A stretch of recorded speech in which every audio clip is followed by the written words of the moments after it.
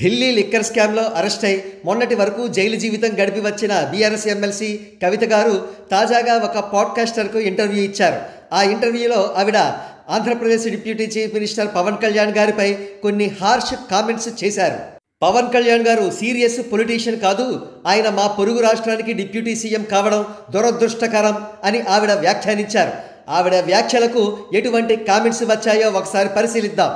This shameless lady who is involved in a liquor scam got kicked by Telangana people in elections. Can you please define a serious politician? I'm really very curious to hear from you, ma'am. Should a person be involved in a scam and at least have a CBI or ED case on him or her?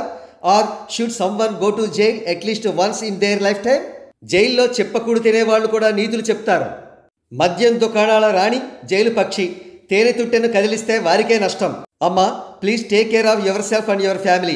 You are accused in the Delhi liquor scam and was in jail for a few months. You were giving sermon to the society when you were in conversation with Sadhguru some time back, if I recall correctly. Your father, brother and your party, regional party, think that Telangana as your personal property, Jamindar. Men have come and men have gone and perished, so also your family-based party too. Serious politician means liquor scams, real estate mafia. Liquor queen of Telangana. Why KCR out of the Telangana politics? Liquor queen talking about serious politics of Pavan Kalyan. Sir, నేను ఒక TRS కరడుగట్టిన leader, కానీ కవిత గారు చెప్పింది ముమ్మాటికి తప్పు. మన south ఇండియాలో most powerful leader Pawan Kalyan గారు.